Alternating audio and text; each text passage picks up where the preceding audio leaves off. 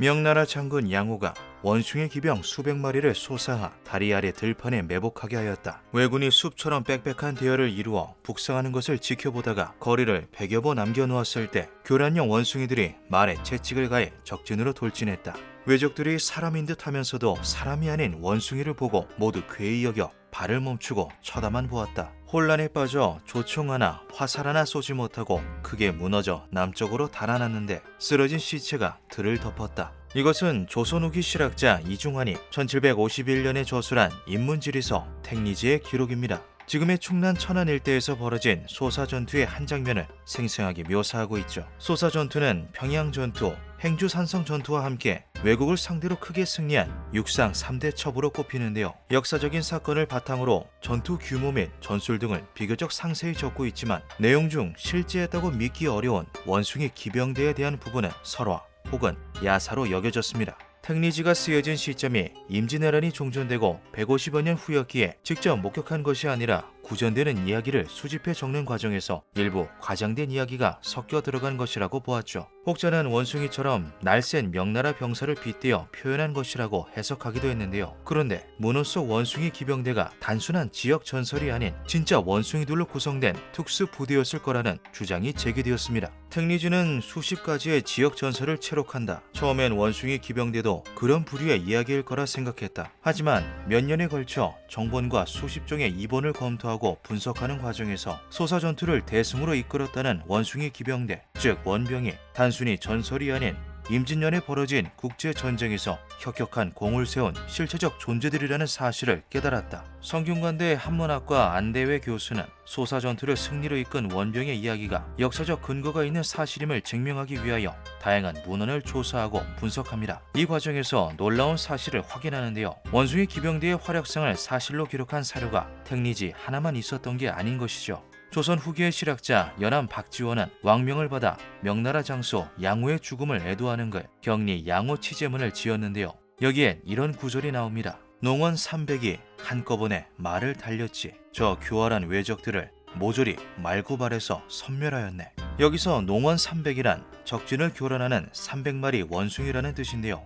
원숭이들의 공을 치하하는 내용은 택리지와 일치합니다. 조선 후기 실학자 이규경의 저서 오주 연문장전 산고에는 원숭이와 함께 조를 이루어 싸우는 명나라 군사들의 모습이 좀 더 자세하게 기록되어 있습니다. 군사들은 붉은 옷이나 비단 옷을 입고 있으며 등에는 원숭이 한 마리를 업었다. 왜적이 원숭이를 보고 놀라 혼란스러워하는 통에 완전히 패하였으니 원숭이 또한 전공을 세웠다 할 것이다. 이런 사료들 중 의병장 조경남이 쓴 난중 잠록은 임진왜란과 관련된 문헌 중 가장 자세한 기록물로 평가되는데요. 책에 따르면 조경남은 소사전투 이후 사명대사가 이끄는 의병이 남원으로 집결했을 때 직접 방문해 원숭이 병사를 목격하고 짧은 소감을 남깁니다. 초원 4마리가 있어 말을 타고 다루는 솜씨가 사람과 같다. 몸뚱이는 큰 고양이를 닮았다. 초원은 중국 남부에 서식하는 원숭이를 부르는 말입니다. 이 초원은 조선의 문신인 손기양의 일기에도 언급되는데요. 그는 집안 종에게 사명대사의 부대를 살피고 오라고 심부름을 보내죠. 이를 마치고 온 종은 군대의 위용이 장엄하고 초원과 낙타가 있는데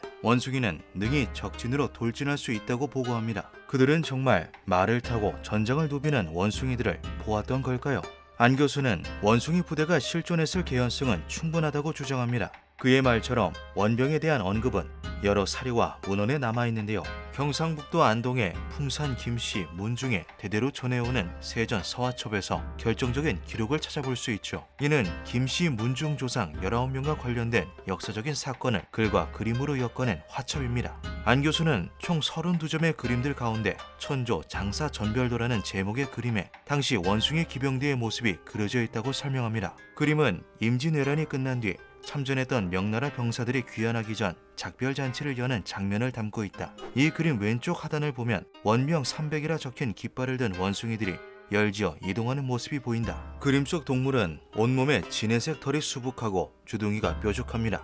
깃발에는 원병 300이라는 글자가 적혀 있는데요. 원숭이 병사 300마리라는 뜻으로 연암 박지원이 지은 시조와 일치하는 숫자입니다. 동물의 정체에 대해서는 진짜 원숭이인지 동물의 분장을 한 사람인지 전문가 의견이 분분한데요. 부산대학교 국제전문대학원 조홍국 교수는 이들이 진짜 원숭이가 아니라 중국에서 활동하던 아유타야 왕국 출신 병사들일 것이라고 추정합니다. 아유타야는 지금의 태국에 있던 나라로 14세기 말까지 동남아시아 최대의 세력을 떨쳤습니다. 조홍국 교수는 외국인을 많이 접해보지 않았던 옛사람들이 생김새가 자신들과 다른 동남아시아인을 원병이라고 지칭했거나 원숭이에 비유했을 가능성을 제시했습니다. 설득력 있는 주장이지만 한 가지 의문점이 생기는데요.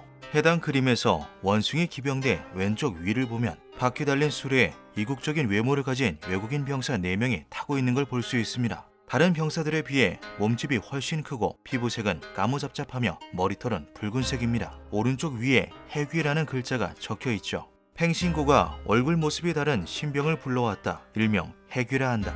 호광의 극남에 있는 파랑국 사람들로 조총을 잘 쏘고 여러가지 무예를 지녔다.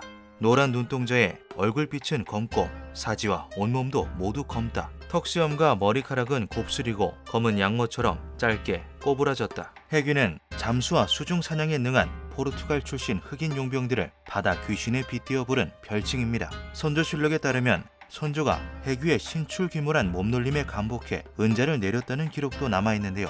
이런 자료를 통해 유추해보자면 당시 외국인이 보기 드문 존재였던 것은 맞지만 생김새가 다른 외국의 사람으로 정확히 인식하고 있다는 것을 알 수 있습니다. 원병 300이 해귀 같은 외국인이었다면 사람이 아닌 온몸에 털이 난 원숭이로 표현한 이유는 무엇일까요? 안대회 교수는 이 같은 연구 내용을 바탕으로 2018년 9월 역사 비평을 통해 소사전투에서 활약한 원숭이 기병대의 실체라는 제목의 논문을 발표합니다. 국내외 반응은 뜨거웠는데요. 마치 영화 혹성 탈출처럼 유인원으로 이루어진 기병대가 외란에서 나라를 구했다는 스토리가 여러 매체를 통해 소개되었죠. 하지만 사학계의 반응은 냉담했습니다. 조선, 명나라, 일본의 사료에 원숭이 부대에 대한 기록이 남아있지 않으며 원숭이를 훈련시켜 전쟁에 참가한다는 것 자체가 현실적으로 불가능하다는 이유였죠. 회의론자들의 주장대로 명나라의 원병 300에 대한 언급은 남아있지 않습니다. 하지만 비슷한 내용은 찾아볼 수 있는데요. 명나라의 유명한 시인이자 박물학자 사조세가 쓴 오잡조를 보면 명나라의 유명한 장군 척계광이 야생 원숭이를 조련해 외적을 물리쳤다는 이야기가 나옵니다. 척계광 장군이 푸징 수주산에 군대를 주둔시키고 병사들을 훈련시켰다. 이 산엔 예부터 원숭이 수백 마리가 무리를 이루고 살고 있었는데 병사들이 산에 불을 지르고 총을 쏘며 훈련하는 것을 여러 날 지켜보더니 본대로 흉내내기를 잘하였다. 이를 본 장군이 원숭이를 잡아들여 좋은 음식과 깨끗한 물을 내주고 말 타는 법과 총 쏘는 법을 가르쳤다. 어느 날 외적이 기습을 해왔는데 원숭이들이 적의 진영에 몰려가 일순 쑥대밭을 만들고 적을 교란시켜 쫓아냈다. 이를 계기로 원숭이들은 군대에 정식으로 편입되었으며 외적을 기습하고 감시하는 역할을 맡게 되었다. 명나라군에 포함된 원병 300과 명나라의 명장 척계광이 훈련시킨 수백의 원숭이 군단은 어쩌면 동일한 대상이었던 것은 아닐까요? 임진왜란 때 우리의 편에 서서 왜군과 함께 싸웠다는 정체불명의 원숭이들, 그 실체는 아직 밝혀지지 않고 있습니다. 기묘한 밤이었습니다.